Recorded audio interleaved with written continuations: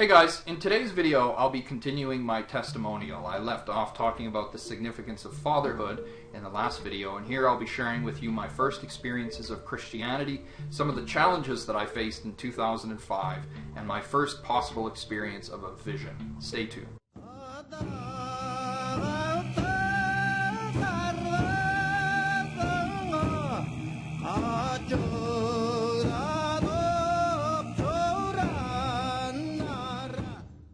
So in around 2005, that was a really significant year for my spiritual life. In February 20th, 2005, I was baptized, and I started attending a church, Gospel Chapel, in Sylvan Lake.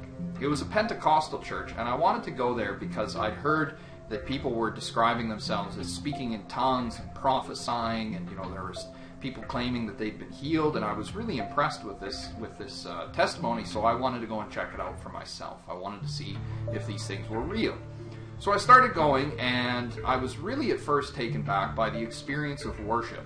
I'd experienced the presence of the Holy Spirit, but I found here in this place, singing with these people, there was a profound feeling that would come over me. It was the same feeling, but it was much more intense, much more powerful. I was one of these guys lifting your hands in the air, praise you, Jesus, this thing.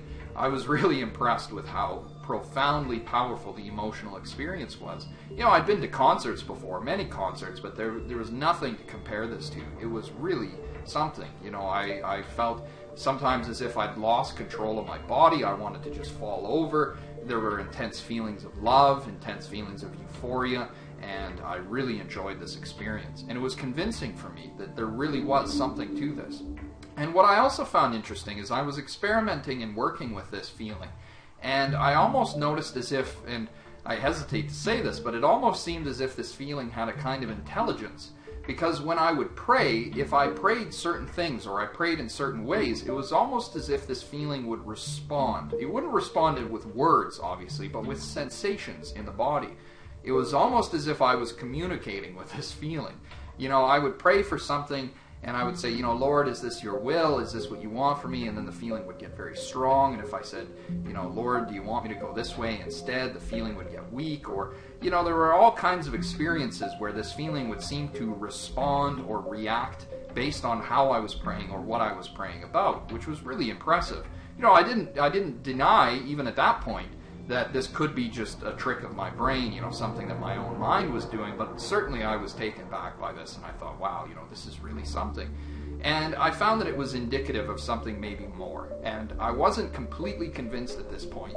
I still had a measure of skepticism where I said, again, this could be just my mind that's playing tricks on me, so I wanted to see something substantial. I wanted to see somebody healed, or I wanted to have a vision, an experience of God for myself. Around this time, my grandfather was actually diagnosed. He was diagnosed with cancer, and I lived with my grandparents and my mother.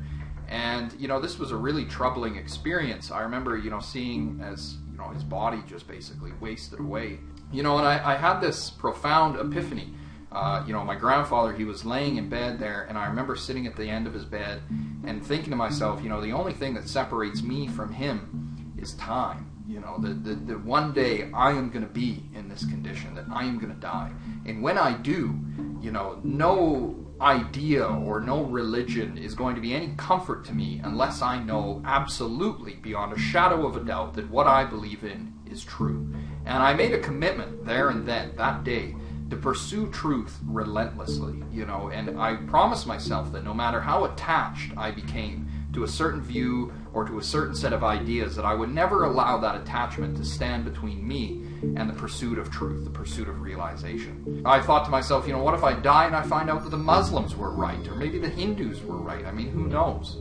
And I needed to remain open to experiencing these things for myself. There's only a certain amount of objectivity that you can apply to religion. It reminds me of anthropologists who say, back in the 1800s, an anthropologist would sit on the edge of a tribe and try to observe the customs, try to understand what the people were doing. And oftentimes their interpretations and observations were blatantly wrong. They misinterpreted events, they misunderstood the customs, the traditions. And anthropologists today will tell you that in order to properly understand a tribe, in order to properly understand a community, you've got to get involved. You've got to be in the community. You've got to be doing what the community is doing to properly understand what it is they think and believe. And I felt the same thing was true about religion. You can't just stand on the outside and make an assessment of what people are experiencing and think that you understand it. You don't understand it unless you've been there, unless you've experienced it for yourself. And this is one of the criticisms that I always counter atheists with. You know, it's very easy to critique religious people when you've never had a religious experience for yourself. You've got to make sure that you give these experiences an opportunity before you can adequately make any statement with authority on what other people are experiencing for themselves. So I was pursuing, you know, greater and greater intensity, greater and greater experience and depth through this presence of the Holy Spirit. I was worshiping, I was praying. And I recall very vividly one night, you know, I sat down on my bed and I was reading from the book of Isaiah. And at this point, you know, my grandfather passed away. He passed away August 26th of 2005. And at this point, I was in about October. So my grandfather just recently passed away. So I was pursuing God. I was really seeking God. And like I said, you know, I was sitting on the edge of my bed. I was reading from the book of Isaiah. And it's, you know, as I was praying and as I was worshiping, this intense feeling came over me. There was this really profound presence and this power that seemed to enter the room. And I'm sitting there and I'm praying and I'm going like, whoa, you know, I've never felt the presence of God like this before. It seemed much more intense. And I was sitting and I was just praying and I was worshiping, and then all of a sudden I felt within myself as if I was imagining something, as if I was having a daydream. But the strange thing was that this daydream was not under my control. I didn't have the ability to manipulate it. You know, I'm sitting there and I'm praying and I'm worshiping and I see this vision within myself, but I in no way had the ability to stop it or to control it. It was as if this daydream was being manipulated by this feeling itself. It was an extraordinary experience. And I remember very clearly opening my eyes and thinking to myself, what in the hell is going on? You know, I'd never experienced anything like this before. And I was a little frightened, you know, I was a little taken back. But at the same time, you know, I was happy because I thought, you know, maybe this is a real thing. Maybe this is a religious experience that I'm having. So I decided to roll with it. So I close my eyes and I go into this thing. And it was almost like being awake in a dream, if I can describe it that way. And I was looking, and all of a sudden, out of this light, emerged what appeared to me to be Jesus. And again, I opened my eyes at this point because I'm thinking, is this really happening? I'm a pretty big skeptic, even of my own experience. And I'm thinking to myself, is this really, you know, it seems a little cliche, a little bit, you know, so I'm like, you know what, whatever, I'm going to go with this, right? Now, at the time, I should also say, I was reading from the book of Exodus quite a bit, and I was studying this notion of seeing the face of God, because you see in the book of Exodus, it says that you cannot see the face of God and live. And so at this time, I was really stuck on this, you know, trying to understand what could possibly be so powerful or so significant about seeing God's face so as to cause someone to die. That didn't make sense to me. And so I was meditating on this and praying about this quite a bit. So I'm in this vision, and I see Jesus standing there, and he's got this mischievous grin on his face, you know, as if to say he knows something I don't know. And at this point, he kind of motions off to the side, and I look over there, and suddenly I see in front of me what appears to be kind of a cloud or a haze. And in the midst of this cloud was like a throne. It was like a chair. And on the chair was someone. I couldn't make out any features. I was just immersed in this haze, this fog. And I'm looking at this and I think, this is the Father. You know, this is the cloud, the kavod of God, and I'm seeing the throne of God through this cloud. At which point the cloud begins to move. It begins to slip out of the way. And I'm looking at this and I'm looking at this and I'm thinking, you know, I'm going to see the face of God. This is what I've been reading about, praying about, thinking about.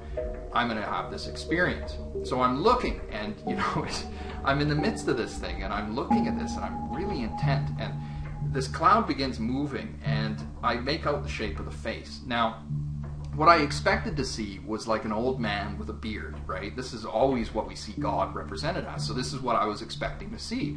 But as I'm looking, I'm beginning to make out the features of this face, and it was not an old face at all. It was actually young, very, very young. And I'm looking and I'm thinking, well, this isn't what I expected. So I'm going deeper into this thing now. I'm really, you know, looking intently.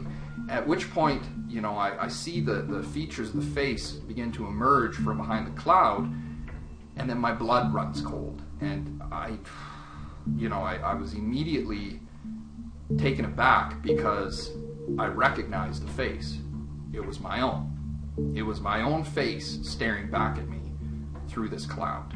And as soon as I realized that, I opened my eyes. I didn't even see the full face. As soon as I looked and thought, that's me, I just immediately pulled out of it, scared, frightened. To have someone that looks exactly like you staring back at you in this daydream you don't have any control over, it was just like, oh, too much, So I pulled out, and I was sitting there on the edge of my bed, and my whole body was just tingling. It was like this electricity was in my body. And I was just sitting there, and I was like a cold sweat, and my heart's pounding, and I'm going like, what in the hell just happened? Like, what was this? And so I kind of take some breaths, and I pray, and the feeling kind of moved away. And for the next couple of days, I had a really difficult time with this because I couldn't make sense out of this vision. No matter how I came at it, I just couldn't make sense out of it. Why would God's face be my face? That seemed like blasphemy to me. It was heresy. It was everything that I was taught not to believe. And I was threatened by that. I didn't understand it. I was scared of it. And so after a few days, I decided that the best thing to do was to just forget about this, to suppress it, and never bring it up again. And that was what I planned to do. Before I made that decision, though, I had written it down, and I made a journal entry. This was on October the 29th in the year 2005 that this took place. And I wrote this journal entry at that time. So this extraordinary experience was really compelling, and it wouldn't be until years later that I would finally make sense out of it. So at this point, I was really confounded by this, and I decided to just carry on in the way that I'd been going. I wanted to find an authentic religious experience, but I was convinced that what I had just experienced was not it. I said, it doesn't make sense. I'm not satisfied. I need something real, something concrete. And so I decided to carry on and keep up with my pursuit. So if you guys have ever had a similar experience, I'd love to hear about it in the comments section down below. And as always, thanks for watching. Thanks for stopping by. Please don't forget to like, subscribe, and share.